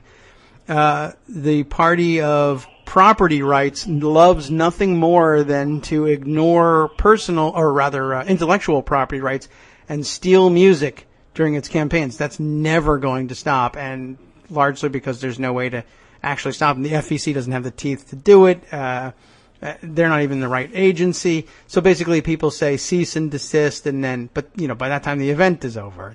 By the time you know to write a letter, a cease and desist letter, all the stealing's been done. Anyway, how about this stealing over here? So, tell me if you've heard this headline, Sarah P. writes, in recent days. Someone creates something, shares it with the world, then someone with a Trump last name uses it without providing credit to the original creator. Then the world finds out. Only this time, the thief is getting sued. Here's what the case is about. Ivanka has a shoe line, and a dress line too, I guess, which actually has some fairly nice shoes at a decent mid-range price. Unfortunately, it appears she stole some ideas. But before we even get into that, again, the situation here is she's knocking off shoes that are $700, $800, $900 and making them quote-unquote affordable by offering them at $145. Which to me, I mean, I'm not a shoe person, and I'm sure that there are plenty of middle-class shoe people for whom $145, while painful, is within reason for shoes. But for most people, $145 is, oh no, that's the kind of shoe that I need to have knocked off and available for $45 so I can actually afford to get it. So, I don't know. Ivanka Trump has this unusual idea that people who want to look like they can afford $800 shoes will spend $145 instead. But I also think that the people who, for the most part, would be willing to spend $145 on shoes would say, you know, if I'm going to spend this amount of money, I would rather have something that's like the original, not a knockoff. The knockoff is too chintzy looking, and the real thing is too expensive. So I don't know. Maybe it fills a niche, maybe it doesn't. But it doesn't matter because the designs are stolen. Huffington Post reports that luxury shoe brand Aquazzura it's Aquazzura, two Z's, so that should be Aquazzura. I don't know if they pronounce it that way. Has filed a lawsuit against Ivanka Trump for copywriting their ideas and replicating their exact design. I don't know if that's the right phrasing. Did she copyright her designs, or did she violate their copyright and replicate their? I don't know what they intended to say there. We could look at the Huffington Post story to see if that clarifies it. Anyway, there are some pictures along with the Crooks and Liars article, several more with the Huffington Post article that make it very clear that this is just a direct design theft, and there are several such shoes. Let's just skip over to the Huffington Post piece. Jamie Feldman is the writer on this one. Again, Aquazzura is inflicting pain on its competitors, and not just in the form of sky-high heels. That's one of the things I noticed about the knockoffs. Is very interesting. The Aquazzura originals have like really super thin, super high stiletto heels. The Trump designs maintain most of the height, but make the heel considerably chunkier. I don't know whether that's part of the. You would think it's in. I don't know why a cheaper designed shoe has chunkier looking heels, but they definitely make a clunkier knockoff. But that's what knockoffs are like. That's what they do. Anyway, it's illustrated here by showing, let's see, the lawsuit states that Trump's line, which is licensed by co-defendant Mark Fisher, is guilty of repeated infringement and deceptive trade practices by knocking off Aquazzura's Wild Thing sandal, referred to in court documents as one of the brand's best-known and best-selling models. Wild Thing retails for $785. Trump's Hetty shoe above retails for $145 and does bear a striking resemblance to its pricier predecessor. It's nearly an exact copy. I mean, when you see it, it's a red stiletto heel with this fringy, weird leathery fringe toe strap part and red leather tassels up by the ankle, and there's very little separating the two. Even worse, there's more. In court filings, Aquazzura said it complained previously to Trump about two other shoes that bear stark similarities to their Forever Maryland and Belgravia designs, including photos of both versions. Again, making a strappy stiletto heel in red, there's only so much you can do, perhaps, but that one is the fringe gives it away, the tassels give it away. This Forever Maryland thing, there's a design element in it. There's a cutout by the ankle from the body of the shoe that it's like, that's not a design element you see anywhere else. And then, of course, the Aquazzura Belgravia is knocked off as the Trump Nesila. And again, a crisscrossy, strappy thing. Not a unique element necessarily, but given the other knockoffs, it's pretty damn obvious. Matthew Burris, CFO of Mark Fisher, said in a statement to the Huffington Post Wednesday that the lawsuit is aimed at generating publicity. The heady shoe is representative of a trending fashion style, is not subject to intellectual property law protection, and there are similar styles made by several major brands. He said, the lawsuit is without merit, and we will vigorously defend ourselves against the claim. There may be other people knocking it off, too. This sort of thing is seen around the world. But what is interesting, I think, is the people who are usually doing it, by the way, and who get the most bad publicity about doing it, Chinese companies knock off American and other Western intellectual property holders all the time. And it's something that Donald Trump rails about extensively. He's very often screaming about the trade deficit and devaluation of their currency and currency manipulating and all of that, but and stealing jobs and basically underpay. But he doesn't cry about underpaying anybody, by the way, just stealing jobs. But really what's happening isn't so much that the jobs are being stolen, it's that they're being converted into slave wages, and it's illegal to employ people for those wages here, so we move them to China. But in addition, the Chinese are infamous for this sort of intellectual property violation, and boo-hoo, it's terrible, and goddamn it, we're going to get them. And it'll stop day one in a Trump administration, except for when Ivanka does it, because that's money that goes in our pockets, so screw the rest of you. It's another hypocrisy story. Should surprise no one, but it's really very striking. So you should go ahead and, I'll provide you with the link, and Scott will write it up. Thank you very much, Scott, for continuing to do this for slave wages, by the way. And you'll take a look, and I think you'll agree that what you're seeing here is pretty much a copyright or a design, trademark, what have you, violation. Certainly, intellectual property. I don't know why they don't consider intellectual property to be real property. Trumps in particular don't. Republicans in general really don't. And maybe it's that they hate intellectual anything. But they're supposed to love property. But when it comes to Trumps, of course, they just think property is that thing we want, and we take it from you. If it's yours, we'll take it, and now it's ours, and then it becomes our property.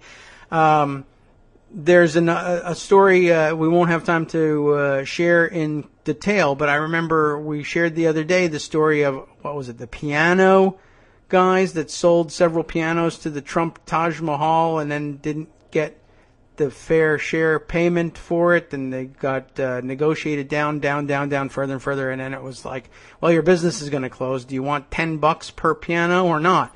There's another one out there who's had a little bit more success in getting paid.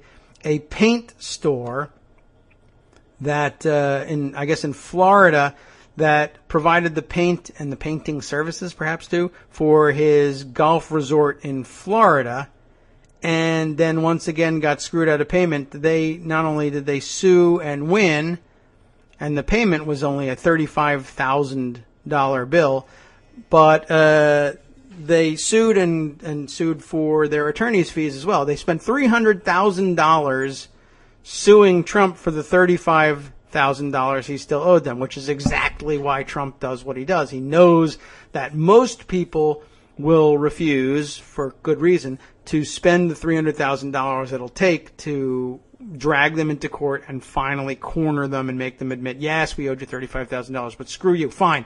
It cost you even more, but I have attorneys on retainer, so it's going to end up hurting you more than us. But then, of course, thanks to Republicans and their tort reform type ideas, while they've been screaming all along that frivolous lawsuits need to be fined, or that you should have to pay my attorney's fees if you screw me over for no good reason, well, they won $300,000 in attorney's fees in that case. Now we just have to watch and see how Trump pays it off. I'm sure they're not too worried about it, because they'll just say, to hell with it. I'm not going to pay.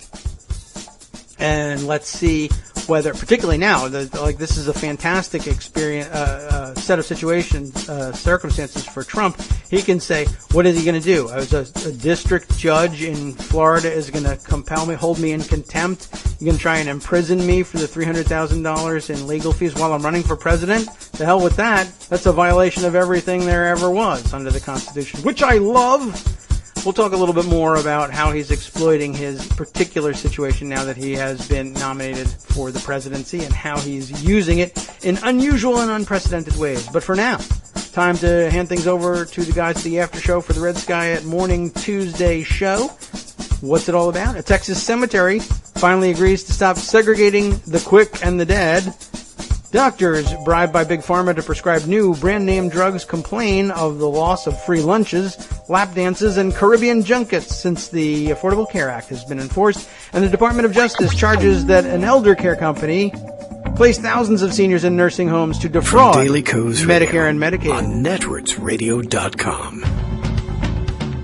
You have been listening to the Kagro in the Morning Show with David Waldman. Now, I always recommend that you complete the listening day here on Netroots Radio, but it couldn't be a better time for it than today. The last half, they'll be visiting with Chris Reeves. You know him as Tom Servo, 433. Guess where he is? He's at the Democratic National Convention in Philadelphia as a delegate. Couldn't be better programming. Stay tuned all day long.